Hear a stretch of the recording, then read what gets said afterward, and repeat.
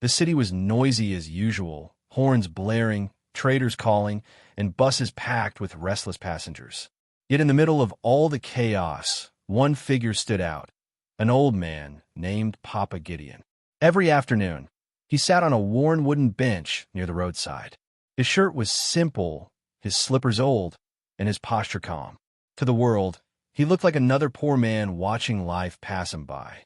But what no one knew was that Papa Gideon lived in one of the city's grandest mansions, owned by his only son, Daniel, a successful businessman. Why then did a man of wealth and comfort choose to sit among the poor? The neighbors often whispered. Some thought he was mad. Others believed he was cursed. But those who looked closely saw something different in his eyes: wisdom, patience, and a strange kind of peace. Papa Gideon had his reasons. He watched the world from that bench, not because he needed help, but because he was searching for something money could not buy: the true character of people. On that cloudy afternoon, as the sky threatened more rain, his test would begin. The sound of tires cutting through puddles snapped everyone's attention to the road. A shiny black SUV sped down the narrow lane, its tinted windows glistening. Without slowing, it drove through a large puddle, sending muddy water flying. The wave crashed directly on Papa Gideon. His shirt, trousers, and face were drenched in brown water. The crowd gasped, expecting him to shout in anger. Instead, he calmly reached for a rag in his pocket and wiped his face with slow, steady hands. The SUV rolled forward and stopped a few meters ahead.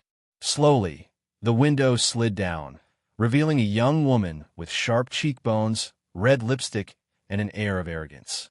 It was Clara. She looked at the old man with disdain. "You shouldn't be sitting so close to the road, old man. This is not your village." The window rolled up, and the car zoomed away before anyone could respond. The silence that followed was heavy. "Did she just say that?" a bystander asked in disbelief. "Wicked woman," another muttered. Not even a single sorry. But Papa Gideon, soaked and dripping, raised his hand and spoke softly. "Leave her. Let God be the judge." The crowd shook their heads. Some admired his calmness. Others pitied him. But Papa Gideon's heart was still, his face unreadable. To him, Clara's arrogance was not new. He had seen pride in many faces before, and he knew it always revealed more about the person than their wealth ever could. As the people went back to their business, Papa Gideon sat silently, his wet clothes clinging to his frail frame. But in his heart, he whispered a quiet prayer. "Lord, show me the woman who will bring peace to my son." That evening, Papa Gideon returned to his true home, a quiet mansion tucked in a leafy corner of the city. He slipped off his worn slippers at the entrance and stepped into the wide living room. The chandelier glowed warmly above, and elegant paintings lined the walls. On the couch sat his son, Daniel, dressed in a neat shirt, eyes fixed on the tablet in his hand. When he looked up, his brows furrowed. "Papa, what happened to your clothes again? You look like someone poured mud all over you." Papa Gideon gave a faint smile as he lowered himself into a chair. "Someone did. A woman in a black car. She splashed me and laughed." Daniel sighed heavily, setting his tablet aside. "Papa, I don't understand why you keep going to those places. You have no reason to sit by the roadside. We live in a mansion. You have everything you need here." Papa Gideon's gaze was steady. "My son, I will never stop going out there until I find what I am looking for." Daniel frowned. "And what are you looking for?" "A woman for you," Papa Gideon said simply. Daniel chuckled nervously, shaking his head. "Papa, we've been through this. I'm 36. I can choose my own wife." Papa Gideon leaned forward, his tone firm. "Yes, you can choose. But will you choose wisely? Wealth attracts beauty, but not always peace. You need a woman who will build with you, not waste what you've worked for." Daniel rubbed his forehead, looking away. "Papa, I already have someone. A girlfriend." Papa Gideon's eyes lit up with curiosity. "You do? And who is she?" Daniel hesitated. His voice dropped. "She's beautiful, but proud. She spins without thinking. She talks down to people. Sometimes she's sweet, but most times," he trailed off. Papa Gideon's face grew serious. "Does she respect you?" Daniel swallowed. "Not always. Does she respect herself? Daniel had no reply. The old man sighed deeply. I've seen many women in my life. The one you marry should bring peace, not pride. Joy, not noise. My son, love without character is a storm waiting to break your home. Daniel sat silently, troubled by his father's words. Papa Gideon leaned back, his eyes thoughtful. When the right woman appears, I will know her. Even before you do. The following day, Papa Gideon returned to his usual seat near the supermarket. His bowl sat empty by his side, but he didn't mind. For him, it was never about the coins. It was about watching people, learning their hearts. A familiar engine roared. The same black SUV screeched to a stop in front of the store. Loud music thumped as Clara stepped out, heels clicking against the pavement. Her eyes, hidden behind dark glasses, locked instantly on the old man. You again, she scoffed. Why do you sit here like trash? Useless old man. People like you are the reason Nigeria is backward. Just sitting, waiting, smelling of poverty. She spat on the ground near his feet. The crowd shifted uncomfortably, whispering. But Papa Gideon stayed silent, his face calm. Then, a young woman carrying groceries stepped out of the supermarket. Her name was Amaka. She stopped, stunned by what she was hearing. Slowly, she set her bags down and stepped closer. That's enough, she said firmly. Clara turned, arching her brows. And who exactly are you? Someone who knows the meaning of respect. Amaka replied without flinching. Clara laughed mockingly. Respect? For this old beggar? Please. He should be hidden away, not sitting here disgracing himself. Amaka's voice sharpened. He's old enough to be your father. Is this how you would speak to your own? Clara smirked. He's not my father. Maybe yours. You both look poor. Amaka's eyes flashed. Maybe, but at least he has dignity. You have none. The crowd gasped. Clara's face twisted in fury. You dare insult me? Do you even know who I am? Amaka stepped forward. Her tone was steady, her words precise. I know enough. You think money makes you better, but all it has given you is noise. You're empty, Clara. Empty with lipstick. The onlookers murmured in agreement. Clara's lips trembled. For the first time, she had no words. One day, Amaka said softly, You'll regret insulting the wrong person. Even the poor carry blessings you cannot buy. Clara's hands shook with rage, but her pride would not let her stay. With a hiss, she spun on her heels, stormed into her SUV, and sped away, leaving behind silence. Amaka turned to Papa Gideon, her expression softening. Papa, I'm sorry you had to hear that. Papa Gideon studied her face, his eyes glistening. Thank you, my daughter. Few people speak when silence feels safer. Amaka smiled faintly. Sometimes silence is too heavy. Someone has to stand up. Papa Gideon's heart stirred. For the first time in years, he felt a spark of hope. That evening, Papa Gideon returned home with a different glow on his face. He pushed open the heavy wooden doors of the mansion and found Daniel still awake in the living room, a glass of water by his side. Papa, Daniel said, noticing the calm smile on his father's face. You look lighter today. What happened? Papa Gideon eased into his chair, his voice warm. I met someone. Daniel raised a brow. Someone. A woman. Not for me. My son. For you. Papa Gideon replied with a chuckle. Daniel groaned. Papa, please. Listen first. The old man interrupted gently. This one is different.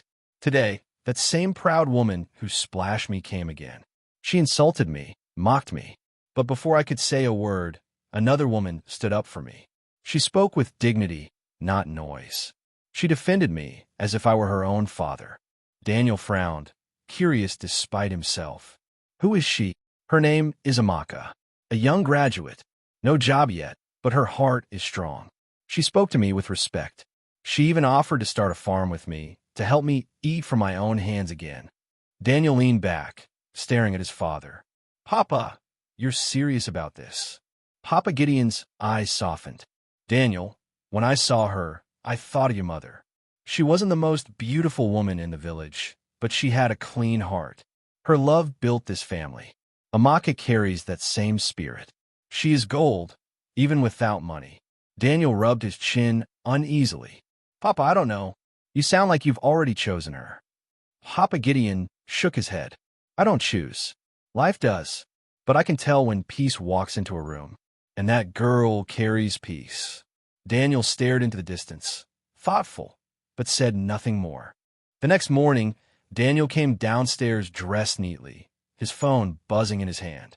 Papa, he said hesitantly, there's something I should tell you. My girlfriend is coming today. She wants to meet you. Papa Gideon looked at him calmly. Good. Let her come. I want to see her with my own eyes. Not long after, the sound of a car filled the compound. High heels tapped against the tiled floor as the visitor entered. Daniel walked proudly to the door to welcome her, but when Papa Gideon turned his head, his chest tightened. Standing there, with her flashy handbag swinging and her smile painted in red, was Clara. For a moment, silence choked the room. Clara froze when she saw Papa Gideon on the couch. Her smile vanished instantly. You, she whispered, her lips trembling. Papa Gideon's face was unreadable, but his eyes were sharp. Yes, we've met before. Twice. Daniel blinked, looking between them. Wait, you know my father? Clara's voice cracked. I didn't know he was your father. Papa Gideon leaned forward slowly, his voice calm but cutting. You didn't need to know who I was. You only needed to know how to show respect. Daniel's chest tightened. What's going on here? Clara, what is he talking about? Papa Gideon turned to his son. This is the woman who drenched me in mud and mocked me by the roadside. This is the same woman who spat near my feet yesterday and called me useless. Daniel's mouth fell open. He turned to Clara. Is this true? Clara stammered, her voice desperate. I thought he was just a beggar. I didn't mean it like that. Even if he were a beggar, Daniel snapped. Is that how you treat people? Tears welled in Clara's eyes as she reached for Daniel's arm. Please don't judge me like this. I love you. Daniel pulled his arm back. His voice was cold now. You love yourself, Clara. The woman who loves me will respect my father. Papa Gideon stood slowly, his presence towering despite his age. He looked Clara in the eyes. Kindness that depends on status is not kindness. You have shown your true self. And now, everyone has seen it too. The room fell into silence. Clara's tears flowed, but neither father nor son spoke again. She picked up her handbag, trembling, and walked out quietly. The heavy door closed behind her. Daniel sank into a chair, his face buried in his hands. Papa, I made a terrible mistake. Papa Gideon placed a steady hand on his shoulder. You have seen the truth with your own eyes. That is better than being blind forever. For hours after Clara stormed out, Daniel sat in silence. His heart was heavy, his mind restless. He had defended Clara so many times before, ignoring the red flags, convincing himself that beauty could cover her flaws. But now, faced with the truth, he felt foolish. Papa, he finally said, his voice low, you were right. I didn't want to see it, but you were right. She had pride in her eyes and poison on her tongue. That's not love. That's not the woman I need. Papa Gideon nodded slowly. My son, it is better to lose pride than to lose peace. A woman without humility will turn your home into a battlefield. You cannot build a future on beauty alone. Beauty fades, but character remains. Daniel sighed deeply, burying his face in his palms. I thought I could change her, Papa. I thought love would be enough. Love cannot change what the heart refuses to surrender, Papa Gideon replied. You must look for a woman who already carries the peace you seek, not one you must fix. Daniel lifted his eyes, determination hardening in them. Then I will not make that mistake again.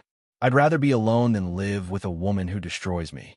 Papa Gideon smiled faintly, though his eyes still held concern. Do not close your heart entirely, my son. The right woman will not only come, she will reveal herself. Daniel nodded silently, his father's words echoing in his chest. The next morning, Daniel woke with a heavy head. He needed air, silence, and space away from the mansion's thick walls. He slipped into his car, driving aimlessly until he found himself on the quieter side of town. He parked near a patch of unused land where a mango tree cast shade over a rough bench. For the first time in days, he breathed freely, letting the morning breeze brush against his skin. Then he noticed movement ahead. A young woman stood by the patch of land, a small hoe in her hand, a bag of seeds slung over her shoulder. Her hair was tied back, her dress simple, her face untouched by makeup. Yet there was something striking about her, a quiet strength that needed no decoration. Daniel watched as she knelt, tested the soil with her fingers, and sighed with determination. She stood again, brushing the dirt from her hands. She noticed him watching and smiled warmly. "Good morning." Daniel straightened, returning the smile. "Good morning." She walked closer, her tone light. "You're not from around here, are you?" "No," Daniel admitted. "Just passing through. Needed some peace." She chuckled softly. "Same here." "Well, not exactly peace. I'm planning to start a little farm on this land." Daniel tilted his head, intrigued. "You? A farm? Why not?" she asked with a playful shrug. "Most people want offices and air conditioning. Me? I studied agriculture. No job yet, but I have hands and strength. So I'll farm." Daniel felt something stir inside him. Her words carried sincerity, not pretension. She set her bag down and extended a hand. "I'm Amaka." Daniel shook it gently. "Daniel." They both smiled, the moment stretching between them. Amaka sat on a nearby rock, setting her hoe aside. "I met an old man yesterday. Kind, quiet. Reminded me of my father. A woman was insulting him, and I couldn't just stand by. I defended him. Afterward, he told me he sleeps in an empty store. Can you imagine? An old man with nowhere proper to rest." Daniel's heart skipped. He knew instantly she was speaking of Papa Gideon. "He told me his name is Gideon," she added softly. "Papa Gideon." Daniel looked at her deeply, his chest tightening. He wanted to tell her the truth, that Papa Gideon was his father, but he stayed silent, choosing instead to listen. Amaka's eyes brightened. "I promised him I'd help. We'll start a farm together. Even if it's just vegetables, at least he won't go hungry." Daniel's lips curved in admiration. "That's rare, Amaka. Most people would walk past and never care." She smiled, brushing it off. "We can't save the world, but we can touch one life at a time." Daniel studied her, every word drawing him in. For the first time in years, he felt something different, a peace that Clara had never given him. "Can I help?" he asked suddenly. Amaka raised a brow, glancing at his clean shoes. "You? With soft hands and city clothes?" Daniel chuckled. "I can learn." She grinned, handing him a small bag of okra seeds. "Then let's start with these." And there, under the morning sun, two strangers began planting something far bigger than seeds, something neither of them yet understood.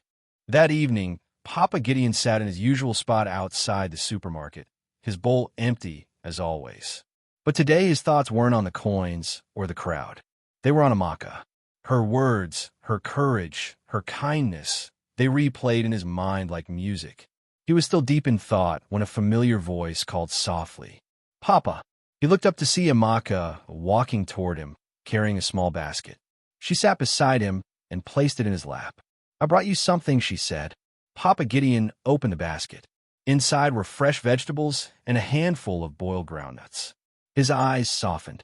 "My daughter," he said warmly, "this is everything. May God bless your hands." Amaka smiled. "It's not much, Papa, but at least you'll eat something good tonight." They sat quietly for a moment, the city's noise fading around them. Then Amaka leaned closer. "Papa, I have good news. My uncle said I can use part of his land for farming. It's small, but it's enough to start with okra and vegetables." Papa Gideon's face brightened. "Ah, this is good. When do we begin?" "Tomorrow morning," Amaka said eagerly. But Papa Gideon shook his head. His smile was mysterious. "No, not tomorrow. Tomorrow you will come to my house." Amaka blinked, confused. "Your house? But you told me you sleep in an empty store." Papa Gideon chuckled softly. "Come tomorrow, my daughter. You will understand." Amaka tilted her head, half amused, half curious. "Papa, are you hiding something from me?" "I'm hiding peace," he said with a twinkle in his eye. "Tomorrow you'll see." She laughed, shaking her head. "You're full of surprises, Papa." Before leaving, she lowered her voice shyly. "I also met someone today, a man. He's kind, hardworking. I like him." Papa Gideon's heart leapt. "Who is he?" Amaka smiled, her cheeks warm. Just a friend for now. Papa Gideon grinned knowingly. Then I must meet him. A daughter should not hide such a man from her father. Amaka chuckled, standing to pick up her basket. Papa, calm down. We're just friends. Papa Gideon waved lightly as she walked away. But deep in his chest, he whispered, tomorrow, truth will meet truth. The next morning, Amaka stood at the gate of a tall mansion, clutching the slip of paper Papa Gideon had given her. She double-checked the address, then looked up at the massive house before her. This can't be right, she muttered. Papa Gideon can't live here. A uniformed security guard stepped out. Yes, who are you looking for? Amaka held up the paper nervously. I'm here to see Papa Gideon. He gave me this address. The guard looked her over, then nodded. Wait here. Her heart raced as she glanced again at the mansion's gleaming windows, polished driveway, and blooming flowers. Everything about this place screamed wealth. Nothing like the quiet old man who sat on a roadside bench. Moments later, the gate opened. Come in, the guard said. Amaka walked slowly through the compound, her sandals tapping softly against the tiles. She stopped near the entrance, overwhelmed by the beauty around her. Then a familiar voice called her name. Amaka. She turned and froze. It was Daniel, the same man she had met by the farmland, the one who had planted seeds beside her, the one who had made her laugh under the morning sun. Daniel, she whispered, eyes wide. He stepped closer, equally stunned. Amaka, what are you doing here? Before she could reply, another voice came from behind him. My daughter. Amaka turned slowly. There was Papa Gideon, walking out of the mansion's wide doors, smiling warmly. Amaka gasped. Papa, you live here? Papa Gideon nodded calmly. Yes, my daughter. This is my house. Her eyes darted between the two men. Her chest tightened. Wait, Daniel, you're his son? Daniel's lips curved into a slow smile. Yes, I am. Amaka staggered back, her hand covering her mouth. This doesn't make sense. You told me you lived in an empty store. Papa Gideon's eyes softened. I wanted to see your true heart, Amaka. I wanted to know if kindness would flow from you even when you thought I had nothing. Her eyes watered. You were testing me? Not testing, Papa Gideon replied gently. Watching. Many bow to the rich and despise the poor. But you gave food to a man you thought had nothing. That is rare. That is true character. Amaka's tears spilled freely. I didn't do anything special. Daniel stepped forward, his eyes never leaving hers. You did, Amaka. You showed us who you are without even trying. And that is more valuable than gold. Silence filled the room, heavy yet warm. Papa Gideon placed a hand on Amaka's shoulder. My daughter, welcome. You are home now. Amaka looked at Daniel, her chest rising and falling. She saw truth in his eyes, truth she hadn't expected, but truth that felt like destiny. And in that moment, everything changed.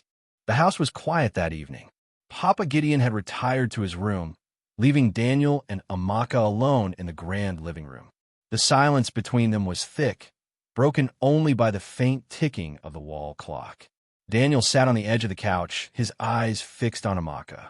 She clutched her handbag nervously, her gaze flicking between the chandelier above and the marble floor beneath her feet. Finally, Daniel broke the silence. His voice was steady but full of emotion. Amaka, I don't want to waste time. She looked up, startled. What do you mean? Daniel leaned forward, his eyes locked on hers. I know we've only just met, but I feel something with you that I've never felt with anyone else. From the first day on that farmland, I felt peace around you. Not noise, not pretense, just peace. Amaka swallowed hard, her chest rising and falling. I've had beauty without character before, Daniel continued, his tone firm. I know where it leads. But you're different. You defended my father when no one else would. You offered help when you thought he was poor. That tells me everything about the kind of woman you are. Amaka blinked, her lips trembling.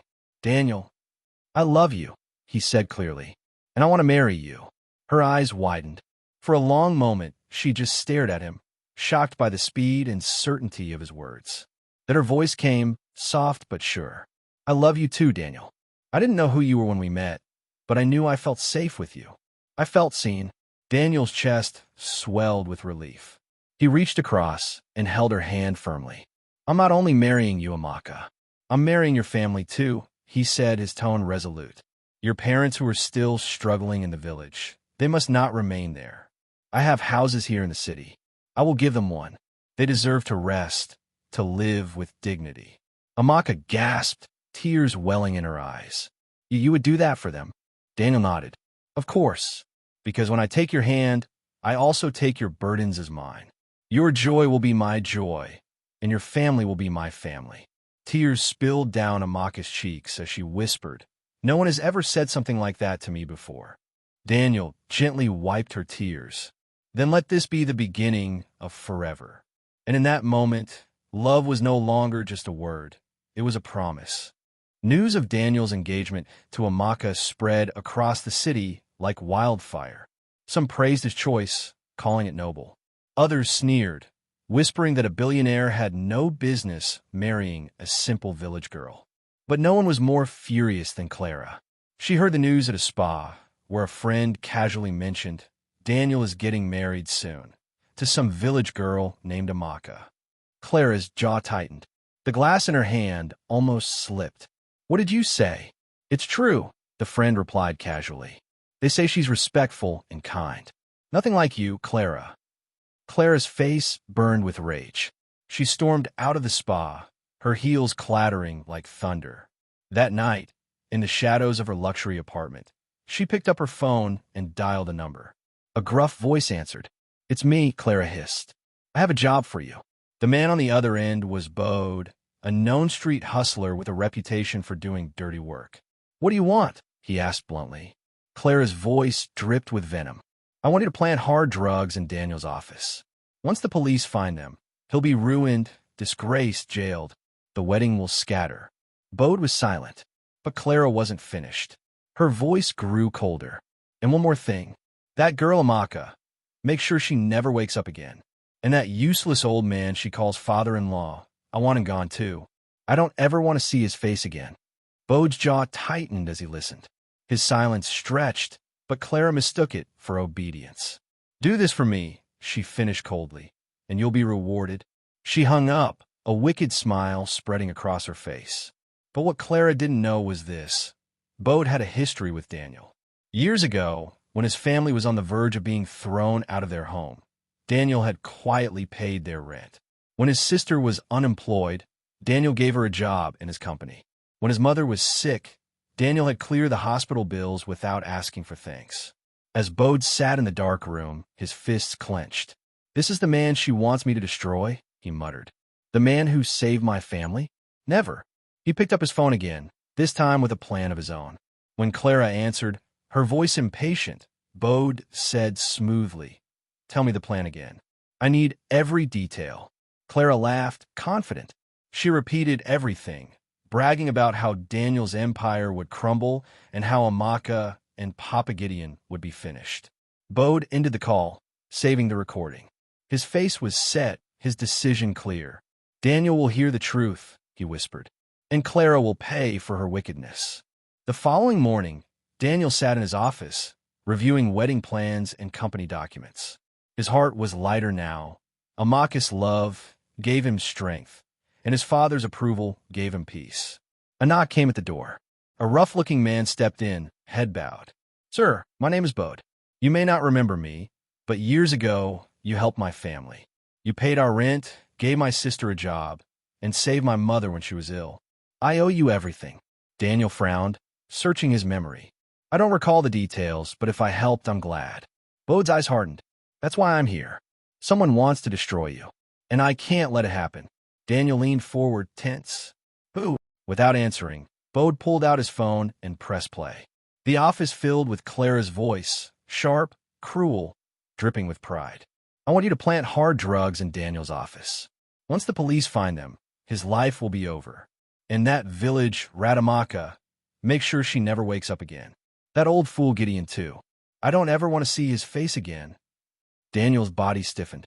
His heart pounded as Clara's wicked laughter rang out from the recording.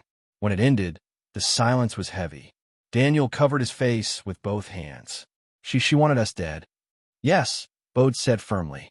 but I will not betray the man who once saved my family. I came here to give you proof before it's too late." Daniel rose to his feet, his jaw clenched. "Thank you, Bode. You've saved us." Hours later, the police swept into a luxury restaurant where Clara was showing off her new designer clothes. She shrieked as officers surrounded her. "What is the meaning of this?" she shouted. "You're under arrest for conspiracy, attempted murder, and framing," the lead officer announced. In court, Clara wore a black dress and a mask of innocence. "I don't know what they're talking about," she pleaded. "I never said such things." But the judge gave a signal. The officer pressed play. The courtroom fell silent as Clara's own voice filled the hall. Her laughter, her insults, her wicked plans laid bare. She begged, she cried, but her words condemned her. For pride, for jealousy, and for cruelty, the judge declared, "You will serve 15 years in prison, with no option for bail." Clara collapsed, weeping as the guards dragged her away. Back at the mansion, Daniel told Amaka and Papa Gideon everything. Amaka's hands trembled as she whispered, "That could have been the end of us." Daniel pulled her close. "But it wasn't, because good people still exist. People like Bode. People like you." Papa Gideon smiled softly. "And because truth always outlives lies." Weeks later, Daniel and Amaka traveled to her village. The small house where her parents lived was simple, its walls cracked from years of hardship. Daniel knelt before them, his voice humble. "I want to marry your daughter. And from today, I want you both to leave the village. I have a home for you in the city. You have labored enough. It's time to rest." Amaka's mother wept openly, while her father placed his trembling hands on Daniel's head in blessing. 1 month later, the city buzzed with excitement. Daniel, the quiet billionaire, was marrying not a celebrity or a wealthy heiress, but a simple, respectful young woman. The wedding was beautiful. Papa Gideon walked with pride, Amaka's parents beamed with joy, and Daniel couldn't take his eyes off his bride. The crowd cheered as the couple exchanged vows under a canopy of flowers. Not long after, they left quietly for their honeymoon. On a sunlit beach, hand in hand, they laughed barefoot in the sand. "I still can't believe this is real," Amaka said softly, gazing at the waves. Daniel smiled, squeezing her hand. "It's real, and it's forever." She leaned her head on his shoulder, her heart full. Papa Gideon's prayer had been answered. His son had found not just a wife, but a partner of peace and humility. And so began a new chapter, not just for Daniel and Amaka, but for two families joined by love, respect, and the quiet power of kindness. Don't forget to like, share, and subscribe for more touching stories that will inspire and move your heart.